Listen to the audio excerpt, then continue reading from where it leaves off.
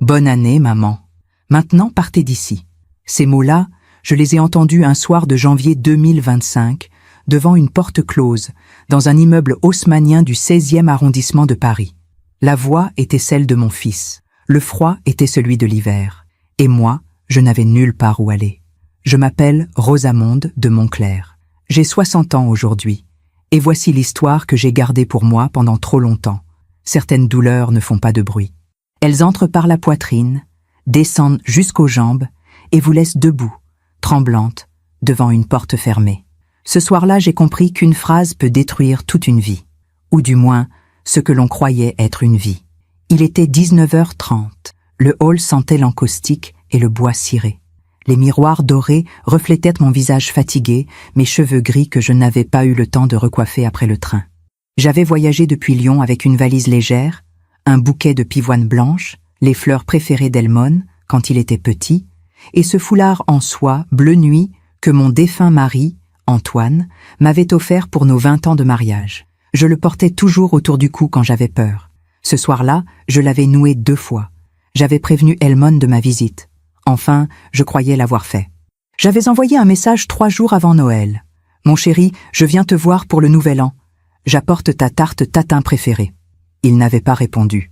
Mais Elmone ne répondait plus beaucoup depuis 2 ans. Depuis son mariage avec Mélisande. Mélisande. Ce prénom avait quelque chose de médiéval, de romanesque. La première fois que je l'ai rencontrée, en 2022, elle m'a souri avec une politesse glaciale, comme on sourit à une invitée qu'on n'a pas choisie. Ses cheveux étaient parfaitement lissés, ses ongles d'un rouge sombre.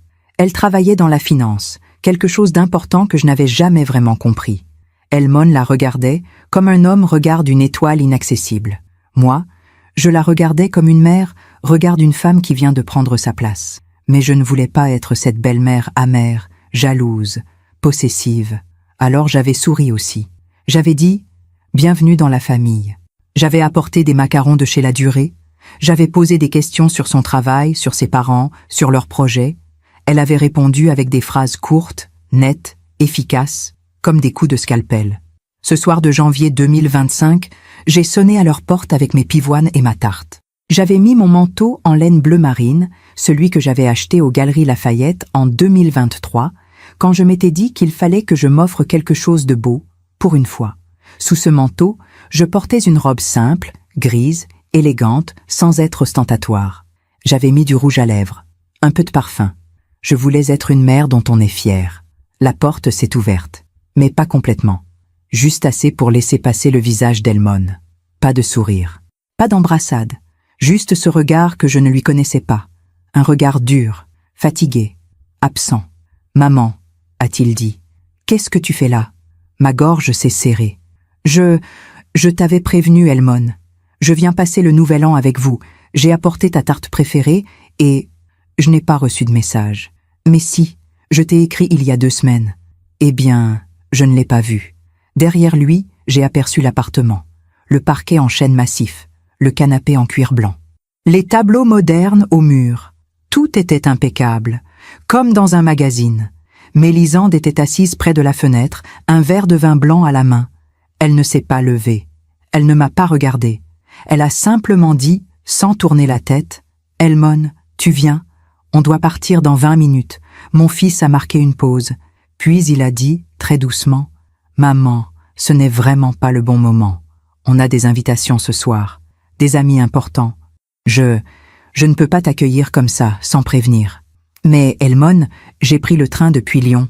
Tu aurais dû appeler avant. Je l'ai fait. Eh bien, manifestement, ça n'a pas fonctionné. » Le silence était épais. J'entendais la respiration d'Elmone. J'entendais le bruit de la circulation en bas, dans la rue. J'entendais mon propre cœur battre contre mes côtes. « Elmone » ai-je murmuré. « S'il te plaît, je ne reste pas longtemps. Juste cette nuit. Demain, je repars. » Il a secoué la tête, lentement, comme un juge qui refuse une grâce. « Maman, je suis désolé, mais c'est non. »« Elmon, bonne année, maman. » Et puis, il a ajouté ces mots que je n'oublierai jamais. « Maintenant, partez d'ici. » La porte s'est refermée. Pas violemment, pas avec un claquement de colère. Non, doucement, proprement, définitivement.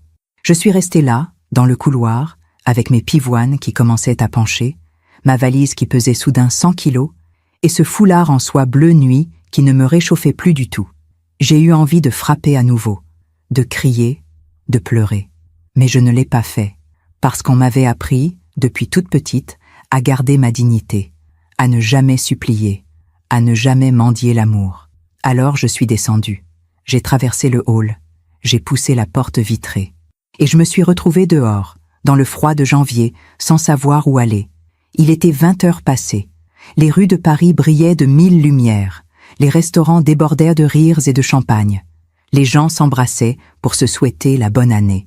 Et moi, Rosamonde de Montclair, 60 ans, veuve depuis 5 ans, mère d'un fils unique, je marchais seule avec ma valise et mes fleurs fanées, cherchant un endroit où m'asseoir. J'ai trouvé un square, un petit parc avec des bancs en fer forgé et des réverbères anciens. Il n'y avait personne, juste les arbres nus, le vent glacé et une fontaine éteinte au centre. Je me suis assise sur le premier banc, j'ai posé ma valise à côté de moi, j'ai gardé les pivoines sur mes genoux. C'est là que je l'ai vue, une vieille dame, très vieille, peut-être 75 ans, peut-être plus. Elle était assise sur le banc d'en face, recroquevillée sur elle-même, tremblante. Ses cheveux blancs étaient dénoués. Elle portait une robe noire usée, sans manteau, et ses pieds étaient nus, dans ce froid de janvier. Pieds nus. J'ai senti quelque chose se briser en moi, quelque chose de différent. Pas une douleur, plutôt une ouverture, un espace qui se libère quand on cesse de penser à soi. Je me suis levée, j'ai traversé le square, et sans un mot, j'ai retiré mon manteau bleu marine, celui des Galeries Lafayette, celui que j'aimais tant, et je l'ai posé sur ses épaules. Elle a levé les yeux vers moi, des yeux clairs, presque transparents. « Merci », a-t-elle murmuré. J'ai regardé ses pieds nus, puis mes propres chaussures, des escarpins noirs, confortables, en cuir souple. Je les ai retirés, et je les ai placés devant elle. « Prenez-les », ai-je dit. « Vous en avez plus besoin que moi. » Elle m'a regardé longtemps. Puis elle a souri, un sourire étrange, doux, presque amusé. « Vous venez de réussir le test », a-t-elle dit. Je n'ai pas compris. J'ai froncé les sourcils. Quel test? Mais elle n'a pas répondu tout de suite. Elle s'est contentée de sourire encore. Et puis, comme dans un rêve, une Mercedes noire s'est arrêtée devant nous. Une voiture luxueuse, silencieuse, aux vitres teintées. Un chauffeur en est sorti. Il a ouvert la portière arrière, et la vieille dame s'est levée. Elle a enfilé mes chaussures, elle a serré mon manteau contre elle, et elle a tendu la main vers moi. « Venez avec moi », a-t-elle dit. « Je vais vous récompenser. » J'étais figée, incapable de bouger, incapable de parler. « Qui êtes-vous » ai-je enfin murmuré. Elle a souri encore une fois, et dans ce sourire, j'ai vu quelque chose que je n'avais pas vu depuis longtemps, de la bonté. « Je m'appelle Philomène », a-t-elle dit. « Et vous, ma chère, vous venez de me prouver que les vraies âmes existent encore. » Le chauffeur attendait. La portière était ouverte. La voiture brillait sous le réverbère. Et moi, Rosamonde de Montclair, 60 ans, pieds nus sur le pavé glacé de Paris, j'ai pris la main de cet inconnu. Parce que parfois, on fait confiance à ceux qui ne la méritent pas. Et parfois, on rencontre ceux qui la méritent au moment où on ne s'y attend plus. Et vous, avez-vous déjà été déçu par quelqu'un que vous aimiez? Racontez-moi votre histoire dans les commentaires. J'aimerais vous lire. La Mercedes roulait lentement dans les rues de Paris. Je ne savais pas où nous allions. Je ne savais même pas si j'avais pris la bonne décision en montant dans cette voiture. Mais j'étais épuisée. Mes pieds nus commençaient à sentir le froid qui remontait dans mes jambes. Et cette femme, Philomène, avait une présence apaisante qui me faisait oublier pour quelques instants la douleur de la porte refermée. Elle était assise à côté de moi, enveloppée dans mon manteau bleu marine. Elle ne parlait pas. Elle regardait par la fenêtre, un léger sourire aux lèvres. Le chauffeur conduisait en silence. La ville défilait autour de nous, lumineuse et indifférente. Je pensais à Elmone, à son visage fermé, à ses mots tranchants. « Bonne année, maman. Maintenant, partez d'ici. » Comment en étions-nous arrivés là? Il y a des souvenirs qui reviennent comme des vagues. On ne peut pas les arrêter. Ils vous submergent, vous emportent, vous ramènent à un temps où tout était différent. Plus simple, plus doux. Je me souviens du jour où Elmone est né. C'était le 15 avril 1989. Un dimanche matin, Antoine et moi vivions encore à Neuilly-sur-Seine, dans un petit appartement avec vue sur le parc. Nous n'avions pas beaucoup d'argent à l'époque, mais nous avions l'essentiel, l'amour, l'espoir et ce bébé qui venait de pousser son premier cri. Elmon pesait 3 kg 200 grammes. Il avait des cheveux noirs, épais et des yeux sombres qui me regardaient avec une intensité troublante. Antoine avait pleuré en le tenant dans ses bras. Moi aussi. Nous avions pleuré de joie, de peur, de gratitude. Nous savions que nos vies venaient de changer pour toujours. Les premières années ont été merveilleuses. Elmon était un enfant curieux, intelligent, affectueux. Il aimait les histoires. Je lui en lisais chaque soir, assise au bord de son lit, tandis qu'il s'endormait en tenant son doudou, un petit lapin en peluche bleue qu'il avait baptisé Monsieur Oreille. Il aimait aussi dessiner. Il passait des heures à dessiner des châteaux, des dragons, des chevaliers. Il disait qu'un jour, il construirait une grande maison pour nous trois, avec un jardin immense et des arbres fruitiers. Antoine travaillait comme ingénieur chez Renault. Moi, j'étais professeur de littérature dans un lycée de Lyon. Nous avions déménagé là-bas en 1995, quand Antoine avait obtenu une promotion. Elmon avait 6 ans. Il avait pleuré en quittant Paris, mais il s'était adapté rapidement. Il avait trouvé de nouveaux amis. Il avait découvert les Alpes, la neige, les randonnées en montagne. Nous étions heureux, vraiment heureux. Je me souviens des dimanches où nous allions pique-niquer au bord du Rhône. Antoine préparait des sandwichs au jambon et au fromage. Moi, j'apportais une tarte aux pommes. Elmon courait dans l'herbe, attrapait des papillons, inventait des jeux, puis il revenait vers nous, essoufflé, les joues rouges, et il se blottissait contre moi en disant « Maman, tu es la plus belle maman du monde ». Ces mots-là, je les ai gardés longtemps dans mon cœur, comme des trésors, comme des preuves que j'existais, que j'étais aimée, que j'avais une place dans ce monde. Mais les enfants grandissent, ils deviennent des adolescents, puis des adultes, et parfois, ils oublient les pique-niques au bord du Rhône. Elmon a eu 14 ans en 2003. C'est à ce moment-là que tout a commencé à changer. Il était devenu plus distant, plus secret. Il passait des heures enfermé dans sa chambre, à jouer à des jeux vidéo ou à discuter avec des amis que je ne connaissais pas. Quand je lui demandais comment s'était passée sa journée, il répondait « Bien » et rien de plus. Antoine me disait de ne pas m'inquiéter, que c'était normal, que tous les adolescents traversaient cette phase. Mais moi, j'avais peur, peur de le perdre, peur qu'il ne m'aime plus. Alors, j'ai essayé de me rapprocher de lui. Je lui proposais d'aller au cinéma, de faire du shopping, de cuisiner ensemble. Parfois, il acceptait. Parfois, il refusait. Mais même quand il acceptait, j'avais l'impression qu'il n'était pas vraiment là, qu'il pensait à autre chose, qu'il attendait que le moment se termine. Et puis, il y a eu l'accident. C'était le 22 novembre 2019. Antoine est mort ce jour-là. Crise cardiaque, foudroyante. Il avait 58 ans. Il était en train de bricoler dans le garage. Il est tombé. Il n'a pas eu le temps de souffrir. C'est ce que les médecins m'ont dit. Mais moi, j'ai souffert pour 2. Elmon avait 30 ans à l'époque. Il vivait déjà à Paris. Il était revenu pour les funérailles. Il m'avait prise dans ses bras. Il avait pleuré. Il m'avait dit « Maman, je suis là. Tu n'es pas seule. » Mais après l'enterrement, il était reparti. Il avait sa vie, son travail, ses projets. Et moi, j'étais restée à Lyon, dans cette grande maison qui sentait encore le café du matin, les journaux d'Antoine, son eau de toilette.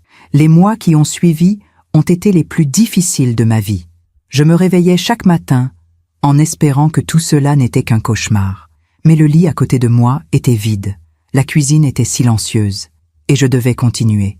Continuer à enseigner, continuer à sourire, continuer à faire semblant que j'allais bien. Elmon m'appelait 1 fois par semaine, parfois 2.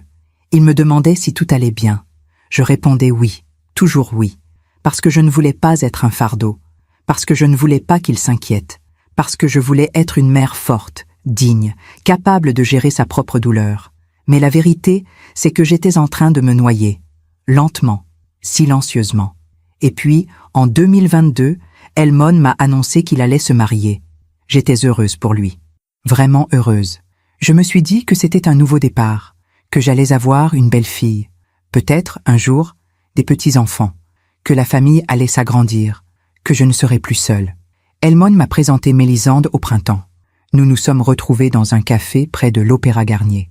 Elle portait un tailleur noir impeccable. Ses cheveux étaient tirés en arrière. Ses lèvres étaient d'un rouge sombre, parfaitement dessiné. Elle m'a tendu la main avec un sourire poli. « Enchantée, Rosamonde. Elmone m'a beaucoup parlé de vous. Je lui ai rendu son sourire. J'ai serré sa main. Elle était froide, sèche, comme une poignée de porte. Moi aussi, j'ai hâte de mieux vous connaître, ai-je dit. Nous avons commandé du thé. Nous avons parlé de choses banales. Le temps, les projets de mariage, le choix de la robe. Mélisande répondait avec précision, mais sans chaleur, comme si elle récitait un texte appris par cœur. Elmond, lui, la regardait avec adoration. Il buvait ses paroles. Il riait à ses remarques. Il semblait hypnotisé. À un moment, j'ai dit « Elmond m'a dit que vous travaillez dans la finance ?»« Oui, je suis directrice de portefeuille chez Rothschild & Co. C'est impressionnant. C'est exigeant surtout. Mais j'aime ce que je fais. Et vous avez de la famille à Paris ?» Elle a marqué une pause. Puis elle a dit d'un ton neutre « Mes parents sont décédés quand j'avais 20 ans. Je n'ai pas de frère ni de sœur. Je suis seule. » J'ai senti une pointe de compassion. Je suis désolée. Elle a haussé les épaules. C'est la vie. On apprend à se débrouiller. Elmone a posé sa main sur la sienne. Maintenant, elle a une famille, la nôtre. Mélisande a souri. Mais ce sourire ne montait pas jusqu'à ses yeux.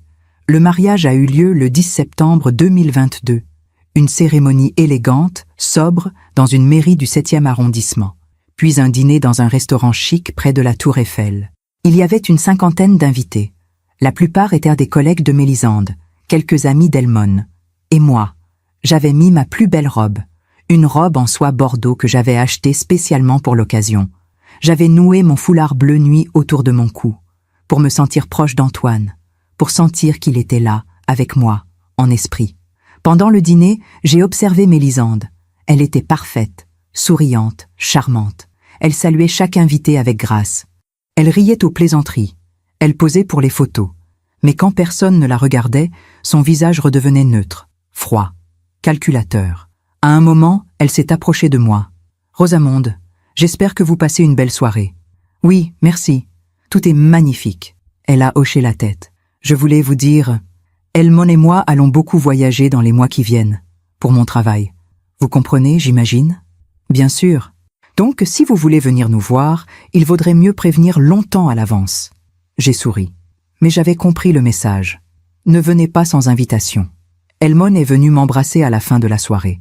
Il sentait le champagne et le bonheur. « Maman, merci d'être là. Ça compte beaucoup pour moi. Je serai toujours là, mon chéri. » Il m'a serré dans ses bras, fort, comme quand il était petit. Et pendant quelques secondes, j'ai retrouvé mon fils, mon Elmond, celui qui m'aimait. Mais ensuite, il est reparti vers Mélisande. Elle lui a pris la main. Elle m'a regardé par-dessus son épaule. Et dans ce regard, j'ai vu quelque chose que je n'avais jamais vu auparavant. De la possession. La Mercedes s'est arrêtée devant un immeuble du 8e arrondissement. Un immeuble ancien, majestueux, avec des balcons en fer forgé et des portes sculptées. Le chauffeur a ouvert la portière. Philomène est descendue la première. Elle s'est retournée vers moi. « Venez, ma chère. Vous êtes chez vous maintenant. » Je suis sortie de la voiture. Mes pieds nus touchèrent le trottoir froid. Je regardais cette femme, cette inconnue qui m'offrait un refuge alors que mon propre fils m'avait chassé. Et je me suis demandé, pourquoi les étrangers sont-ils parfois plus généreux que ceux qui partagent notre sang ? Pendant que je raconte tout cela, je me demande d'où vous m'écoutez. Écrivez le nom de votre ville en commentaire. L'appartement de Philomène était immense. Un de ces appartements parisiens qui racontent une histoire de fortune ancienne, de bon goût, de vie vécue dans l'élégance. Le hall d'entrée était recouvert de marbre blanc veiné de gris. Un lustre en cristal pendait du plafond. Des tableaux ornaient les murs. Pas des reproductions, mais des œuvres originales, des paysages impressionnistes, des portraits du 19e siècle. Le chauffeur avait pris ma valise. Une domestique m'avait apporté des chaussons en velours et une couverture chaude. Philomène s'était installée dans un fauteuil Louis XV, près de la cheminée où crépitait un feu doux. Elle m'avait fait signe de m'asseoir en face d'elle. « Vous devez avoir faim », a-t-elle dit. « Mathilde va vous préparer quelque chose. »« Je ne sais pas quoi dire », ai-je murmuré. « Vous ne me connaissez pas. Pourquoi faites-vous cela pour moi ?» Elle a souri, un sourire paisible, presque maternel. « Parce que vous m'avez donné votre manteau, alors que vous aviez froid. Parce que vous m'avez donné vos chaussures alors que vous en aviez besoin. Parce que vous avez vu une vieille femme souffrante et vous n'avez pas détourné le regard. C'est rare de nos jours. Mais je sais ce que c'est que d'être seule, Rosamonde. Je sais ce que c'est que d'être rejetée par ceux qu'on aime. Alors ce soir, vous restez ici. Demain, nous parlerons. Mais ce soir, vous êtes en sécurité. J'ai senti les larmes monter, mais je les ai retenues. J'avais trop pleuré déjà. Trop pleuré pour un fils qui ne me voyait plus. Mathilde m'a apporté un plateau avec une soupe à l'oignon, du pain frais, du fromage et un verre de vin rouge. J'ai mangé lentement, en silence. Philomène me regardait avec bienveillance, sans poser de questions. C'était apaisant, réconfortant. Après le dîner, elle m'a conduite à une chambre d'amis. Une chambre spacieuse, avec un lit à baldaquin, des rideaux en soie et une vue sur les toits de Paris. Il y avait une salle de bain attenante, avec une baignoire ancienne et des serviettes moelleuses. Reposez-vous, ma chère. Demain est un autre jour. Elle a refermé la porte doucement. Je me suis assise sur le lit. J'ai regardé autour de moi. Tout était beau, tout était calme. Mais mon cœur, lui, était en morceaux. J'ai pensé à Elmone, à son visage fermé, à sa voix dure. « Bonne année, maman. Maintenant, partez d'ici. » Comment en étions-nous arrivés là? Quand exactement avais-je perdu mon fils? Je me suis souvenu du premier signe. Ce petit détail qui, sur le moment, m'avait semblé anodin, mais qui, rétrospectivement, marquait le début de tout. C'était au printemps 2023, 1 an après le mariage. Elmone m'avait invité à Paris pour mon anniversaire. J'avais eu 58 ans le 12 mars. Il m'avait dit au téléphone « Viens passer le week-end avec nous. On ira au restaurant. On célébrera ensemble. » J'étais si heureuse. Depuis le mariage, je ne les avais vus que 2 fois. Une fois à Noël 2022 et une fois en août, quand ils étaient passés par Lyon pour un court séjour. À chaque fois, Mélisande avait été polie, mais distante. Elle parlait peu, elle souriait rarement, et Elmone semblait constamment occupée, pressée, ailleurs. Mais là, pour mon anniversaire, j'avais espéré que ce serait différent, que nous pourrions passer du temps ensemble, parler, rire, retrouver cette complicité que nous avions eue autrefois. Je suis arrivée le vendredi soir, le 10 mars 2023. Elmone était venu me chercher à la gare de Lyon.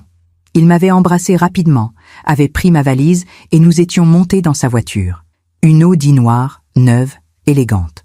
Un cadeau de Mélisande pour leur premier anniversaire de mariage, m'avait-il expliqué. « Comment vas-tu, maman ?»« Bien, mon chéri. Et toi ? Le travail ? Intense. Mais ça va. Et Mélisande ? Elle va bien ? Elle travaille beaucoup aussi. » Nous avions roulé en silence pendant quelques minutes. Puis j'avais dit « J'ai hâte de passer ce week-end avec vous. Ça fait longtemps. » Il avait hoché la tête, mais il n'avait rien ajouté. Quand nous sommes arrivés à l'appartement, Mélisande était là. Elle portait un tailleur pantalon gris, impeccable. Ses cheveux étaient attachés en chignon. Elle m'a salué d'un bref sourire. « Bonsoir, Rosamonde. Bon anniversaire. »« Merci, Mélisande. C'est gentil de m'accueillir. Nous avons réservé une table demain soir dans un restaurant japonais.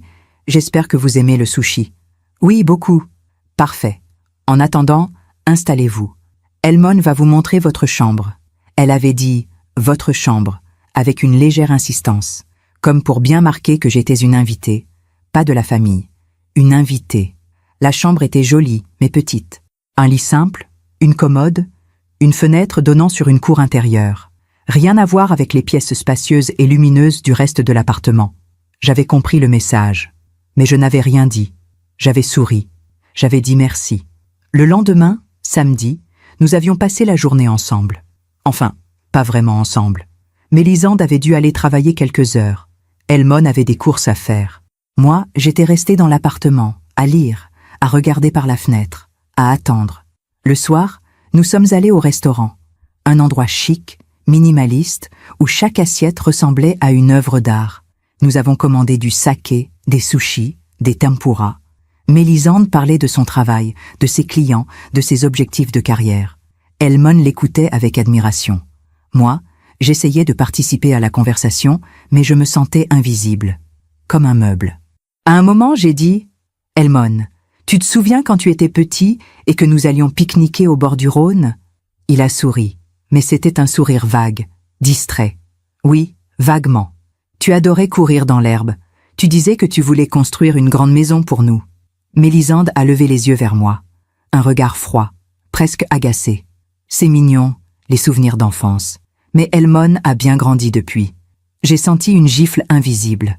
Je n'ai rien répondu. J'ai baissé les yeux vers mon assiette. Elmon n'a rien dit non plus. Il a continué à manger, comme si de rien n'était.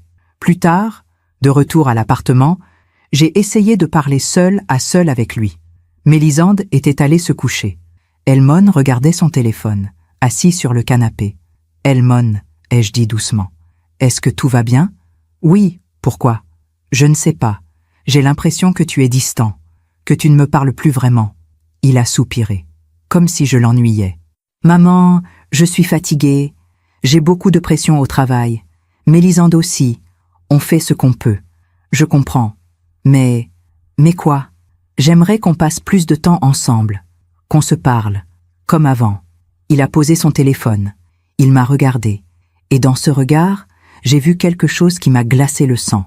De l'impatience. « Maman, je ne suis plus un enfant. J'ai ma vie, ma femme, mes responsabilités. Tu ne peux pas attendre de moi que je sois toujours disponible pour toi. Je ne demande pas ça. Je demande juste, quoi ? Que je t'appelle tous les jours ? Que je vienne te voir chaque week-end ? Je n'ai pas le temps. » Ces mots étaient durs, tranchants, comme des coups de couteau. « Elmon, je ne veux pas être un fardeau. Je veux juste rester proche de toi. » Il a détourné le regard. « Écoute, on fait ce qu'on peut. Mais il faut que tu comprennes que les choses ont changé.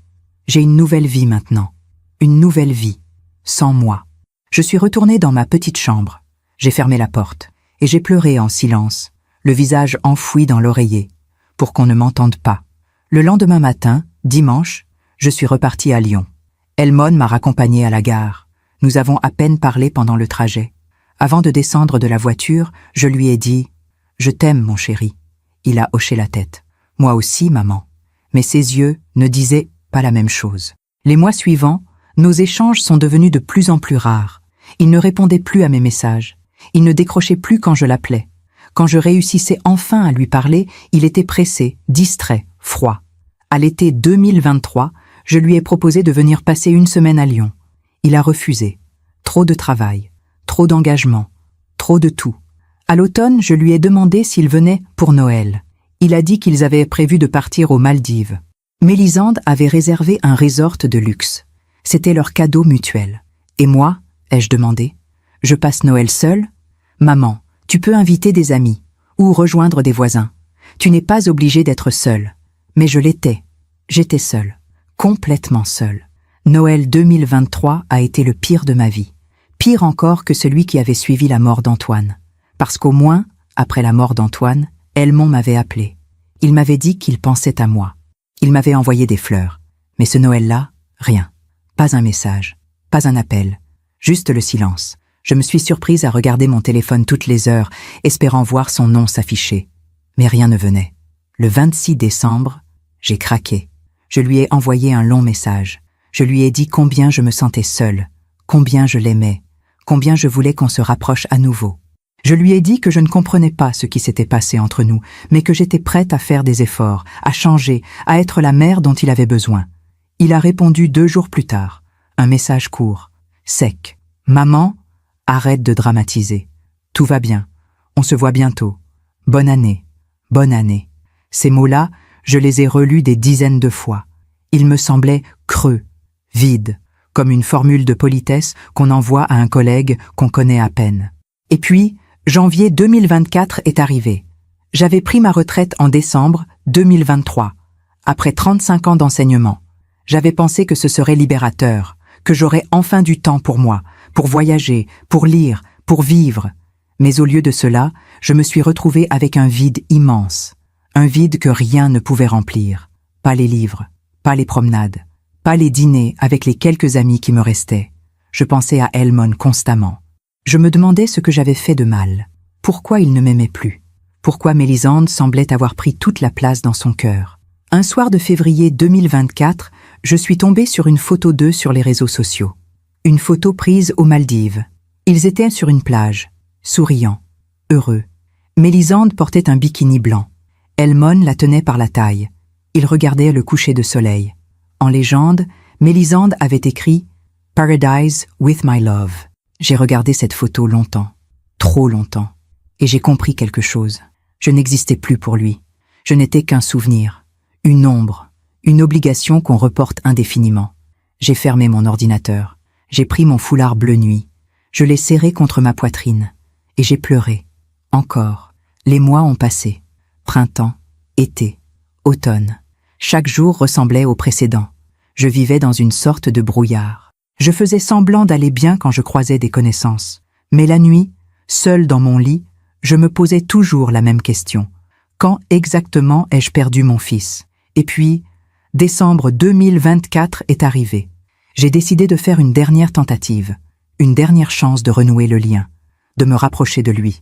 Je lui ai envoyé un message le 15 décembre.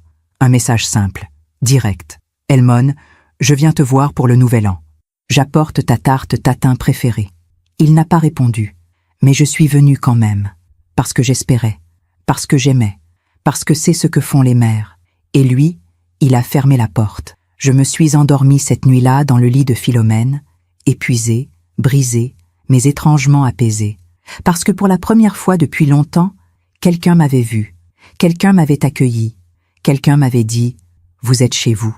Et ce quelqu'un n'était pas mon fils. Je me suis réveillée le lendemain matin dans un lit qui n'était pas le mien, dans une ville qui ne m'appartenait pas, avec un sentiment étrange, mélange de honte et de gratitude. Les draps sentaient la lavande.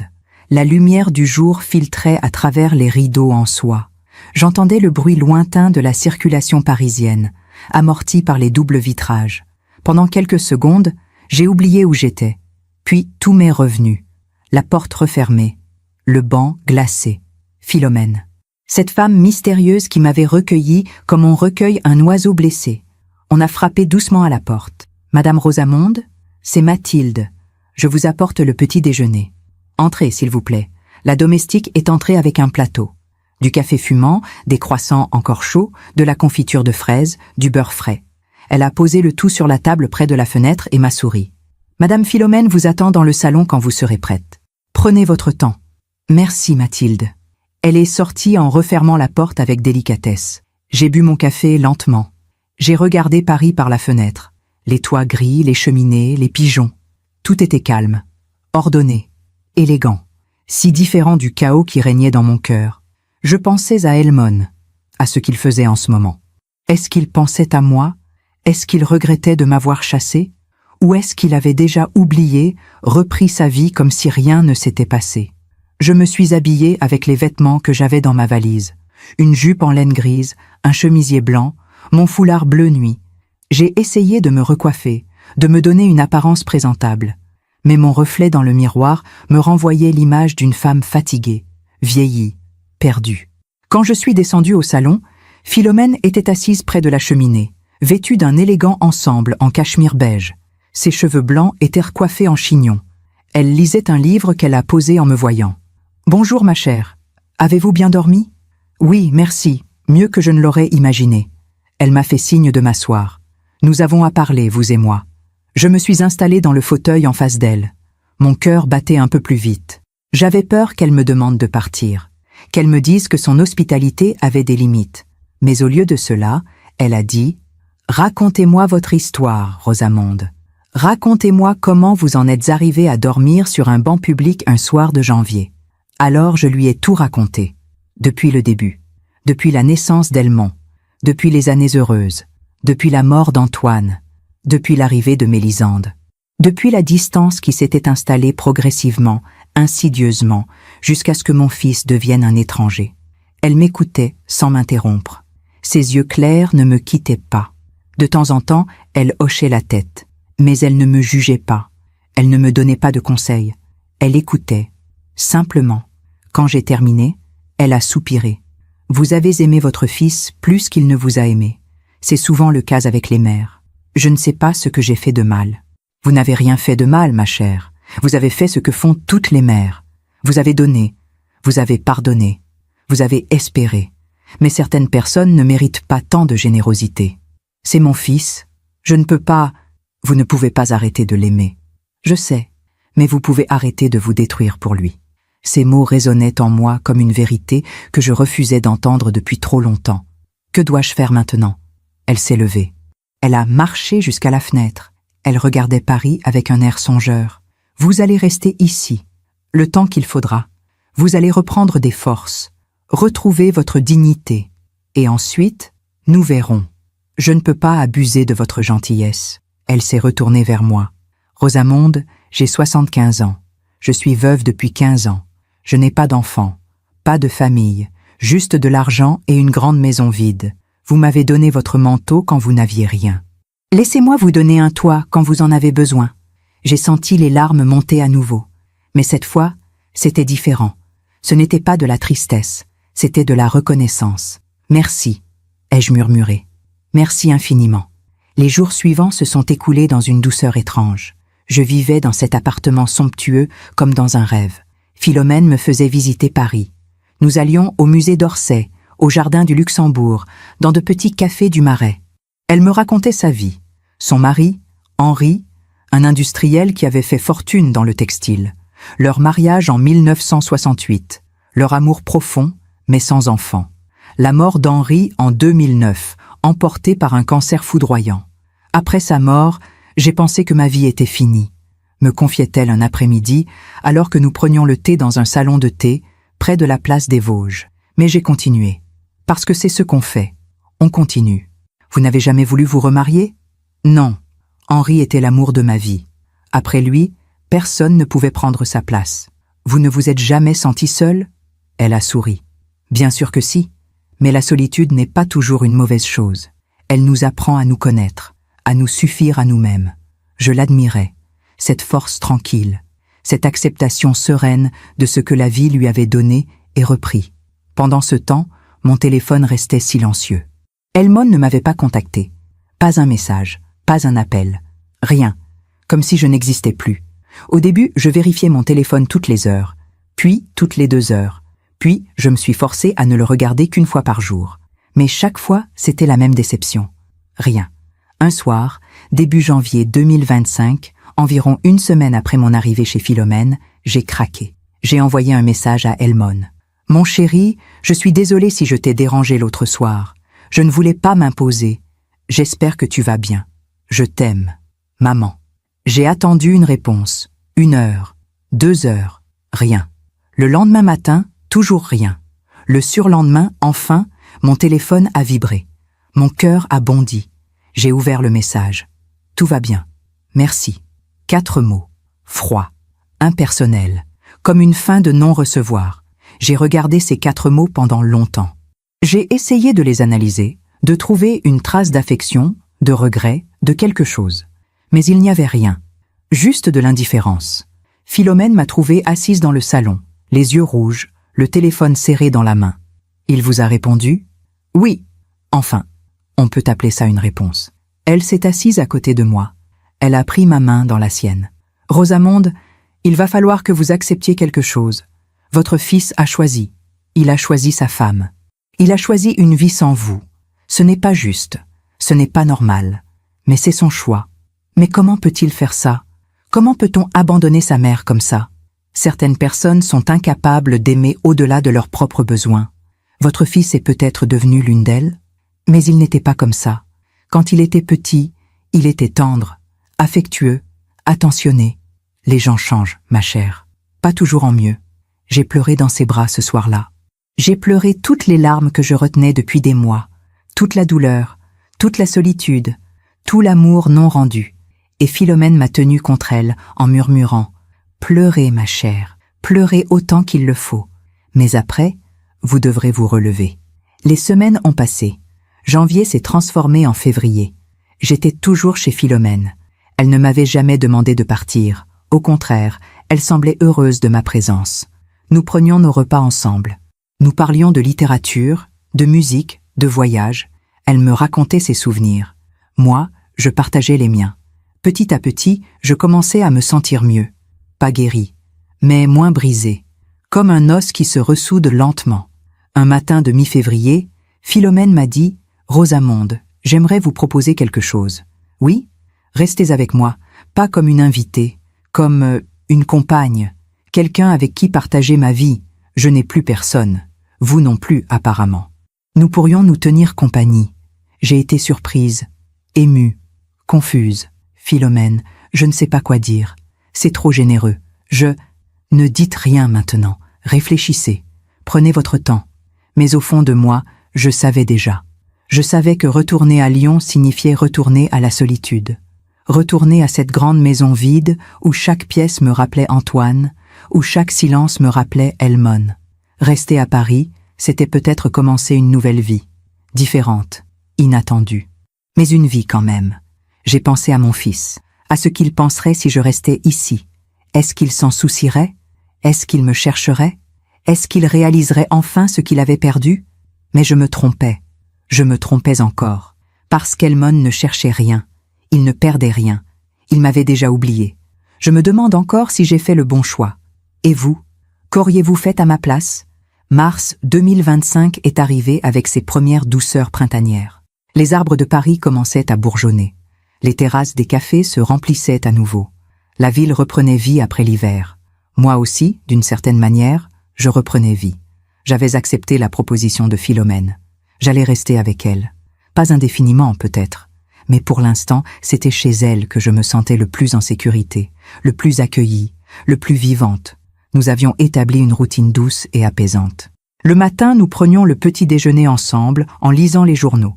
L'après-midi, nous sortions nous promener ou visiter des expositions. Le soir, nous dînions en parlant de tout et de rien. Philomène était devenue plus qu'une bienfaitrice. Elle était devenue une amie, peut-être même la famille que je n'avais plus. Mais Elmone restait présent dans mes pensées, comme une ombre qui refuse de partir, comme une blessure qui ne guérit pas complètement. Je ne lui avais plus écrit depuis ce message pathétique de janvier auquel il avait répondu 4 mots glacials. Je m'étais promis de ne plus supplier, de ne plus mendier son attention.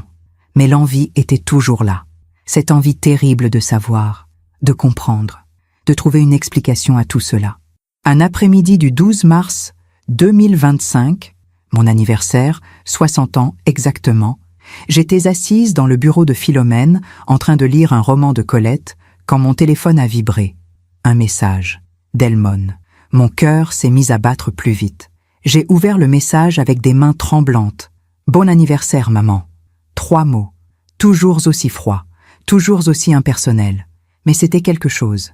C'était une preuve qu'il se souvenait, qu'il n'avait pas complètement effacé mon existence. J'ai fixé l'écran pendant de longues minutes. Devais-je répondre? Et si oui, que dire? Finalement, j'ai écrit « Merci, mon chéri. J'espère que tu vas bien. Je pense à toi. » J'ai envoyé le message, puis j'ai attendu. 1 heure, 2 heures, rien. Philomène m'a trouvé dans le bureau, le téléphone à la main, le regard perdu. « Il vous a contacté? »« Oui. Pour mon anniversaire? » ?»« C'est bien, non? » ?»« Je ne sais pas. C'est tellement vide. Comme une obligation qu'il coche sur une liste. » Elle s'est assise en face de moi. « Rosamonde, je vais vous dire quelque chose que vous ne voulez peut-être pas entendre. Mais il le faut. » « Quoi? Votre fils ne reviendra pas. Pas tant que cette femme sera dans sa vie. Elle a pris le contrôle. Elle l'a éloigné de vous.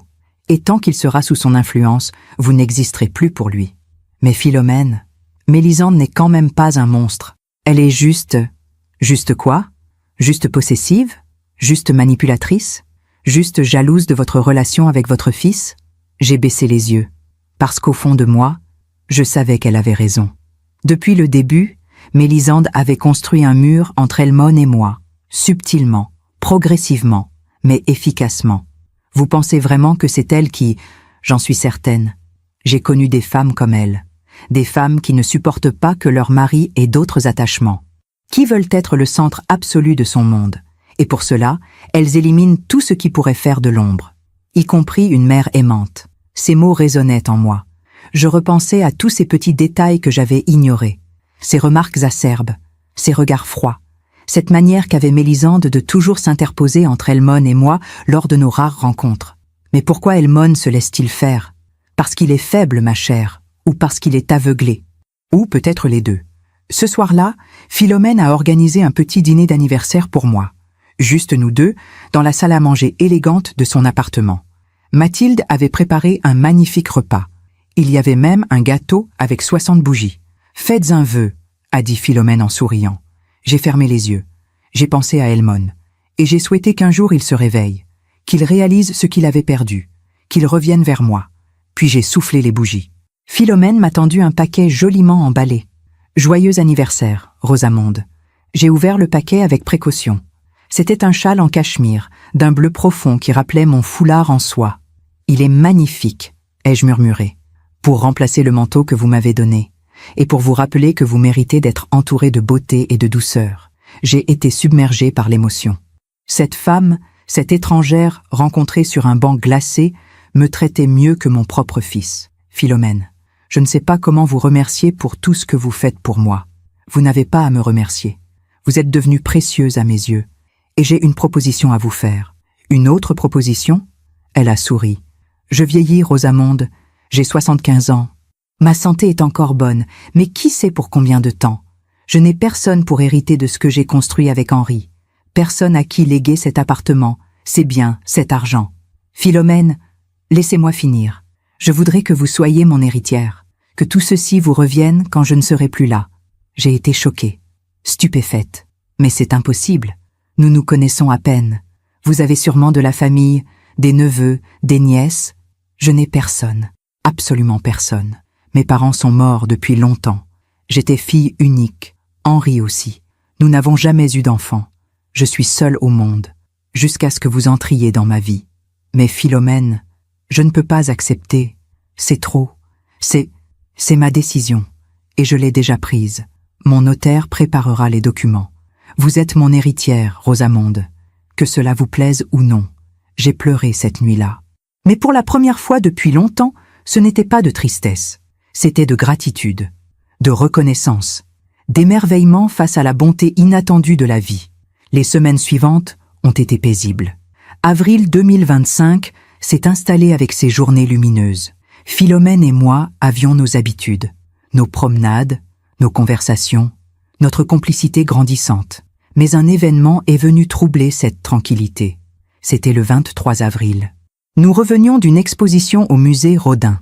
Nous marchions lentement le long de la Seine, profitant du soleil printanier. Philomène s'était arrêtée pour acheter des fleurs à un vendeur ambulant quand j'ai entendu une voix que je connaissais trop bien. « Maman ?» Je me suis retournée, et je l'ai vu. Elmon. Il était là, à quelques mètres de moi, sur le trottoir. Il portait un costume sombre. Il avait maigri. Ses traits étaient tirés.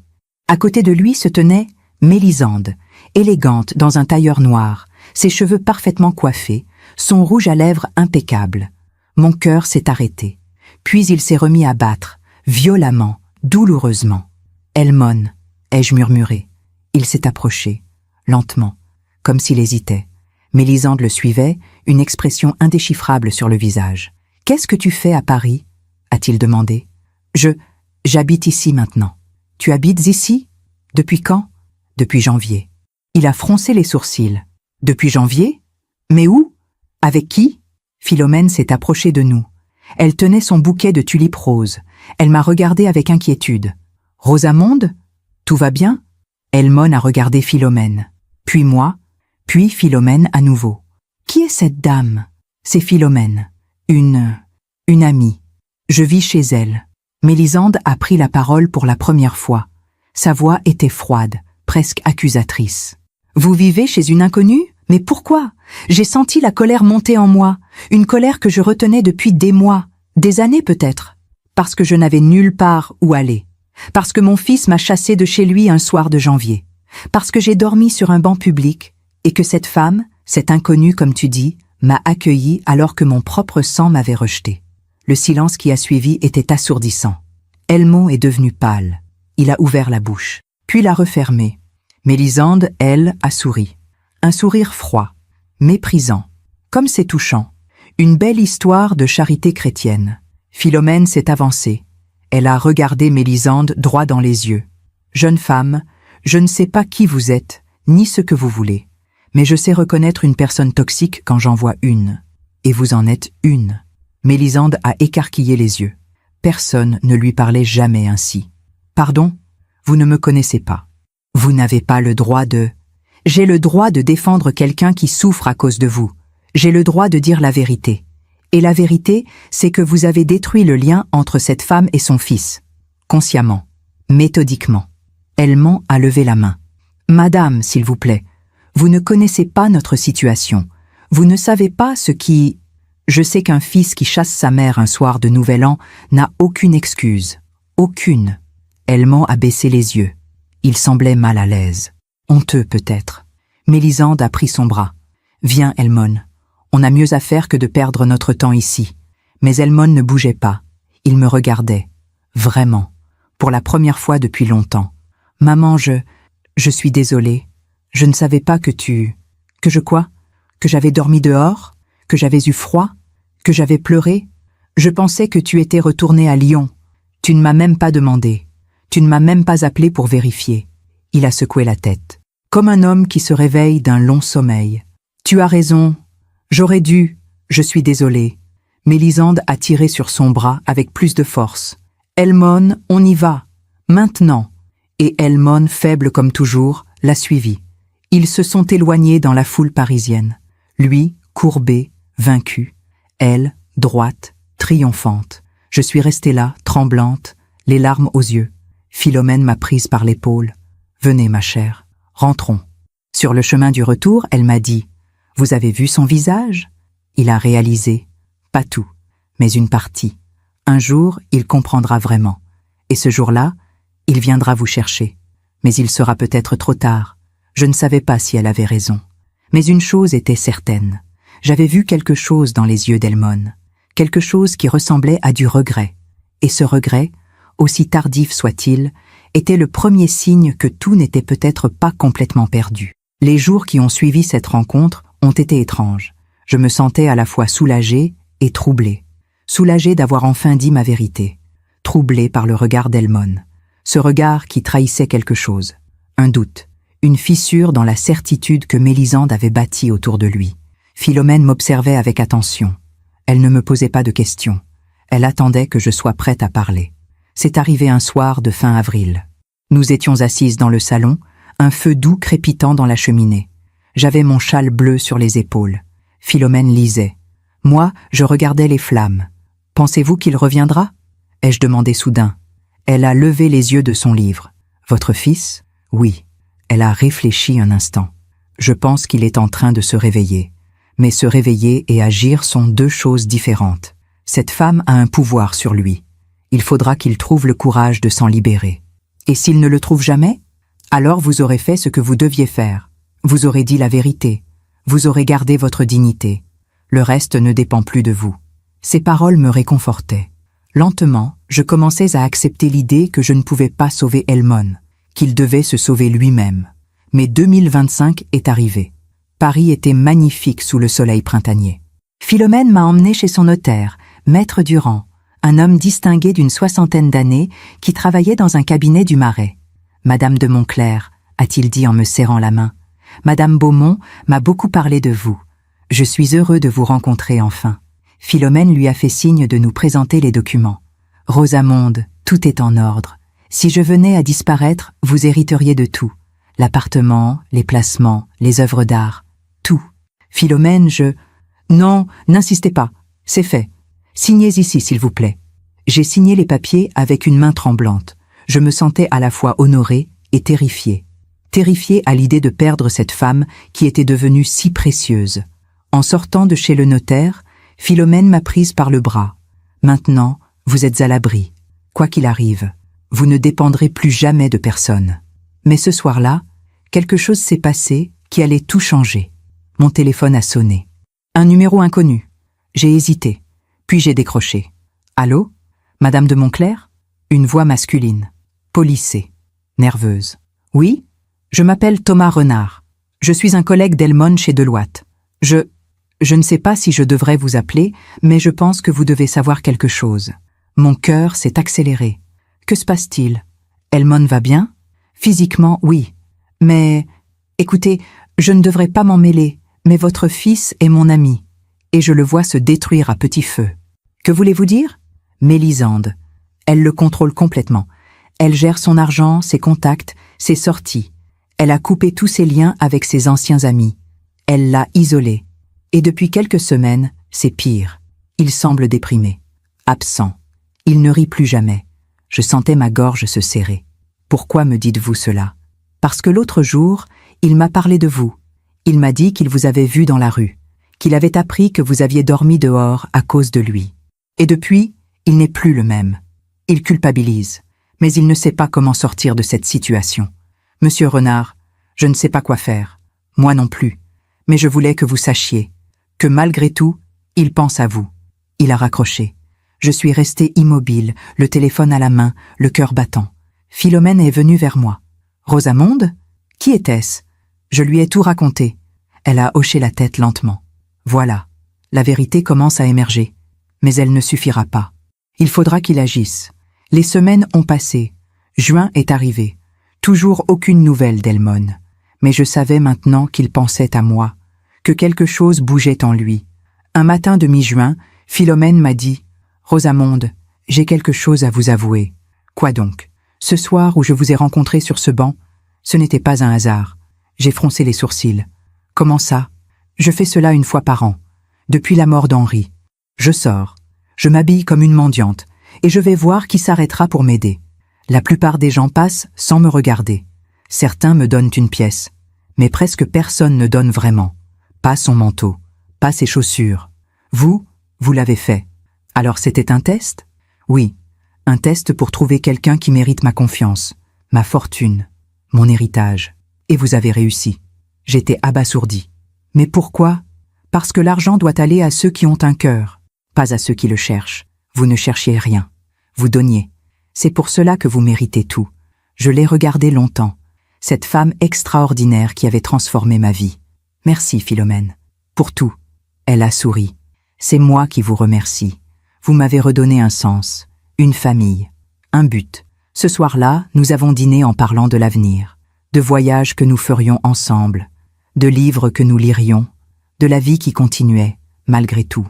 Et pour la première fois depuis longtemps, j'ai senti quelque chose ressembler à de l'espoir. Juillet 2025 a commencé dans une chaleur étouffante. Paris se vidait de ses habitants. Les vacances d'été poussèrent les Parisiens vers les côtes, les montagnes, l'ailleurs. Philomène et moi avions décidé de rester. Nous aimions la ville déserte, ses rues calmes, ses cafés moins bondés. C'était le 14 juillet, le jour de la fête nationale. Nous regardions les feux d'artifice depuis le balcon de l'appartement quand mon téléphone a sonné. Elmone. J'ai fixé l'écran, pétrifié. Philomène m'a regardé. « Répondez », a-t-elle dit doucement. J'ai décroché. « Allô? Maman, c'est moi. » Sa voix était différente, brisée, fatiguée. « Elmone, comment vas-tu? Je peux venir te voir? Maintenant? Maintenant? Mais il est 22 heures. S'il te plaît, maman, j'ai besoin de te parler. » Quelque chose dans sa voix m'a fait céder. « D'accord, je t'envoie l'adresse. » 1 heure plus tard, il était là, debout dans le salon de Philomène, amaigri, les traits tirés, les yeux rouges. Il portait un jean et un pull simple, pas le costume impeccable habituel. Philomène nous a laissés seuls. Elle s'est retirée discrètement dans sa chambre. Elmone est restée debout, les mains dans les poches, incapable de me regarder en face. « Maman, je suis désolée. Tellement désolée. »« Pourquoi, Elmone? »« Pour tout. Pour janvier. Pour ces 2 dernières années. Pour t'avoir abandonnée. » Les larmes ont commencé à couler sur ses joues. Je ne sais pas ce qui m'est arrivé. Je ne sais pas comment j'en suis arrivée là. Mais depuis que je t'ai vue dans la rue en avril, je ne dors plus. Je ne pense qu'à ça, à ce que je t'ai fait. Je suis restée assise, immobile. Une partie de moi voulait le prendre dans mes bras. L'autre voulait qu'il souffre encore un peu, qu'il comprenne vraiment. Thomas m'a dit qu'il t'avait appelé. Il n'aurait pas dû, mais je suis content qu'il l'ait fait. Il s'inquiète pour toi. Tout le monde s'inquiète, sauf moi. Je n'ai pas vu ce qui se passait. Je ne voulais pas voir. Et Mélisande, son visage s'est durci. Mélisande elle est... Il s'est effondré sur le canapé, la tête entre les mains. Elle me contrôle, maman. Elle contrôle tout. Mes finances, mes contacts, mes décisions. Au début, je trouvais ça rassurant. Elle était si organisée, si efficace. Mais maintenant, je me sens prisonnier. Je ne peux plus respirer. Pourquoi ne la quittes-tu pas? J'ai peur. Elle connaît des gens importants. Elle a accès à tous mes comptes. Si je la quitte, elle peut me détruire professionnellement. Elle me l'a dit. Elle t'a menacé? Il a hoché la tête. La semaine dernière, quand je lui ai dit que je voulais te revoir. Elle a dit que si je te revoyais, Elle raconterait des mensonges sur moi à mon entreprise, qu'elle me ferait licencier. Mon cœur se serrait. Mon fils était devenu l'otage de sa propre femme. « Elmone, tu dois partir, tu dois la quitter. » « Je sais. Mais comment ? Elle a tout. L'appartement est à son nom, les économies sont sur ses comptes. Je n'ai rien. Tu as ta dignité, tu as ta liberté. C'est plus précieux que tout l'argent du monde. » Il m'a regardé, vraiment regardé. Et pour la première fois depuis des années, j'ai retrouvé mon fils, celui que j'avais élevé, celui qui savait distinguer le bien du mal. Tu as raison. Je vais partir. Dès demain. Où iras-tu ? Je ne sais pas. Mais je ne peux plus rester avec elle. Je me suis levée. Je me suis approchée de lui et je l'ai pris dans mes bras. Il a pleuré contre mon épaule, comme quand il était petit, comme quand il avait besoin de sa mère. « Je suis là, mon chéri. Tu peux venir ici. Philomène acceptera. Je ne veux pas abuser. Tu n'abuses pas. Tu reviens à la maison. Nous avons parlé jusqu'à 3 heures du matin. » Il m'a tout raconté.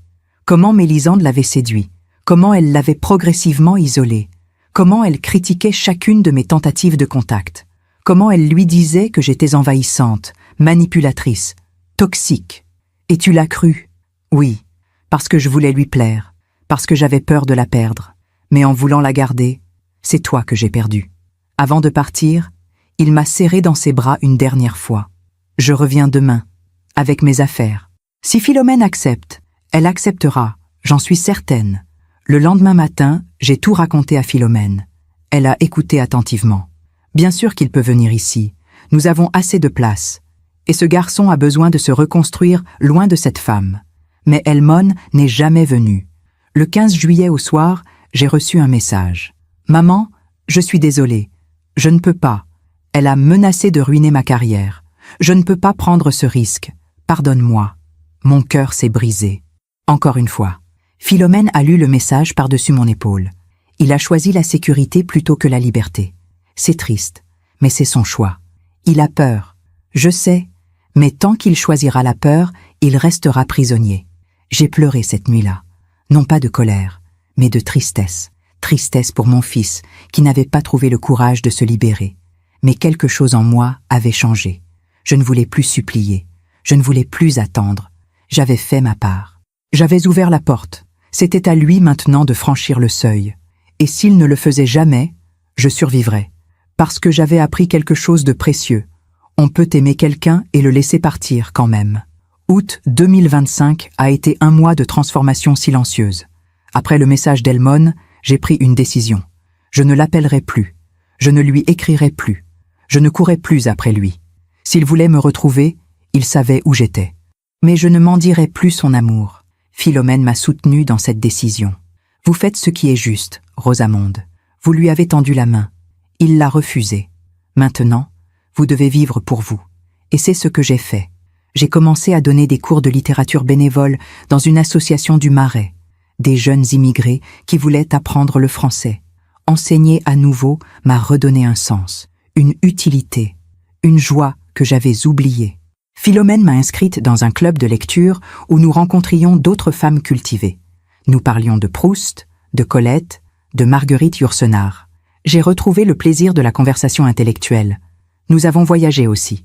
Une semaine en Normandie, quelques jours en Bourgogne. Des escapades courtes mais précieuses qui me faisaient redécouvrir la beauté du monde. Et lentement, très lentement, je guérissais. Un matin de fin août, Philomène m'a appelé dans son bureau. Elle avait l'air fatiguée, plus pâle que d'habitude. « Rosamonde, il faut que je vous dise quelque chose. Vous allez bien? Vous semblez épuisée. Je suis vieille, ma chère. C'est normal. Philomène, asseyez-vous, s'il vous plaît. » Je me suis assise, inquiète. J'ai été voir mon médecin la semaine dernière, pour des examens de routine. Il y a quelque chose. Au cœur. Rien de grave pour l'instant. Mais à mon âge, on ne sait jamais. Mon sang s'est glacé. Non. Vous allez vous soigner. Vous allez... Je vais faire ce qu'il faut, oui. Mais je voulais que vous sachiez. Parce que si quelque chose m'arrive, vous devez être prête. Tout vous reviendra. L'appartement, l'argent, tout. C'est signé. C'est officiel. Philomène, arrêtez. Vous allez vivre encore longtemps. Elle a souri. Ce sourire doux et sage que je connaissais maintenant si bien. Peut-être, peut-être pas. Mais ce que je veux vous dire, c'est ceci. Vous m'avez sauvé autant que je vous ai sauvé. Vous m'avez donné une raison de me lever le matin. Une famille, une fille, en quelque sorte. Et pour cela, je vous serai éternellement reconnaissante. J'ai pleuré. Elle m'a prise dans ses bras. Ne pleurez pas, ma chère. Profitez de chaque jour. C'est tout ce qu'on peut faire. Septembre est arrivé.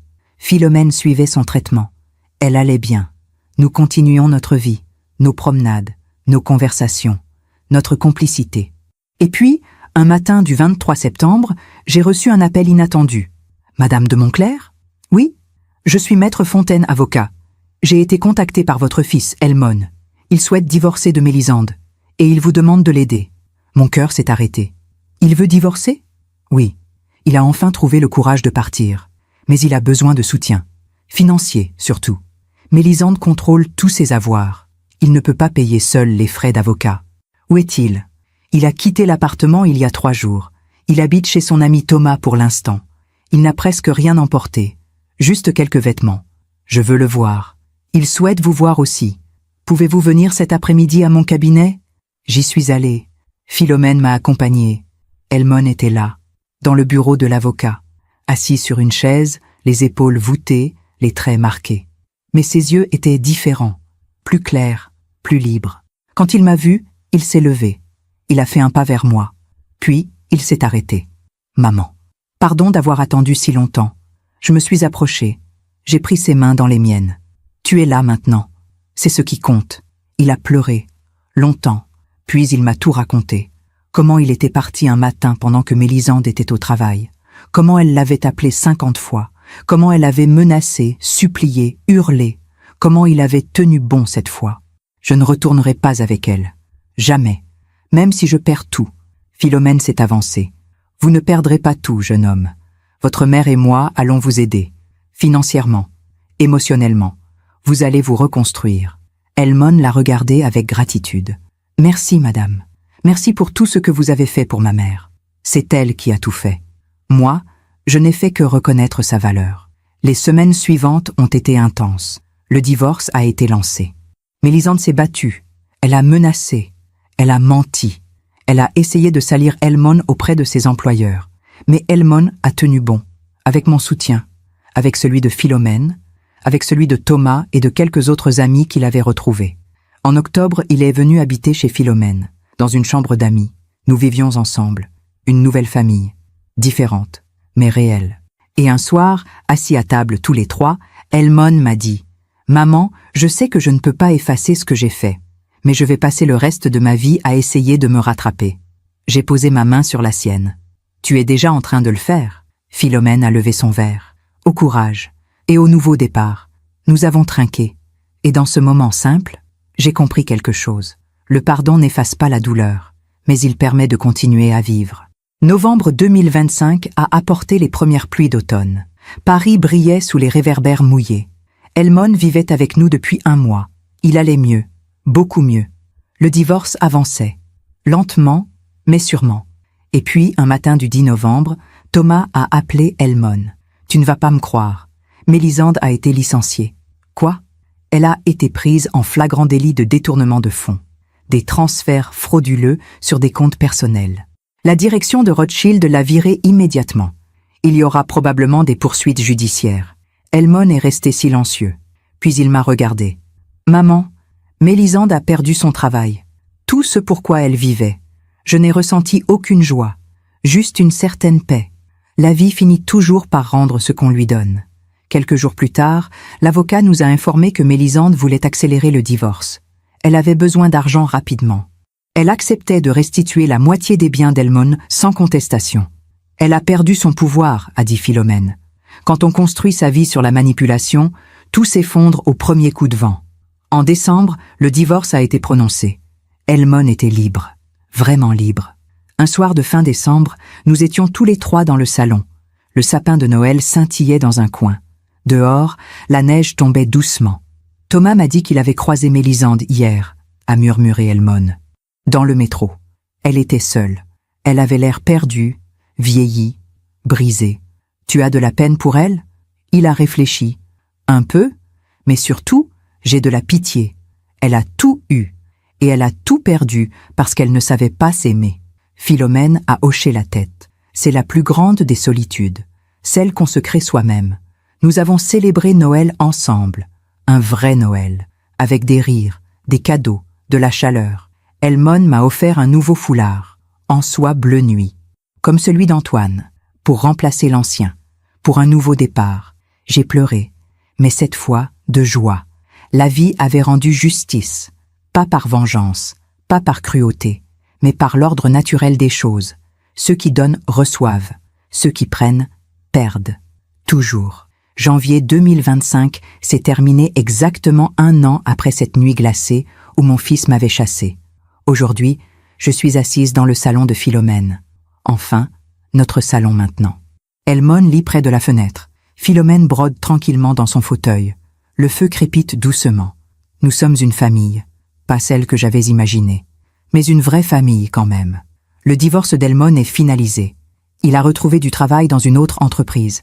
Il recommence sa vie, lentement, humblement. Philomène va bien. Son cœur tient bon. Nous prenons soin l'une de l'autre. Et moi, j'ai 60 ans. J'ai perdu un mari. J'ai failli perdre un fils. Mais j'ai trouvé quelque chose de plus précieux encore, ma dignité. L'autre jour, j'ai croisé une jeune femme qui pleurait sur un banc. Son mari venait de la quitter. Je me suis assise à côté d'elle. Je lui ai donné mon châle. Et je lui ai dit, « Un jour, vous comprendrez que certaines pertes sont des libérations. » Elle m'a regardé avec des yeux surpris. « Comment savez-vous ?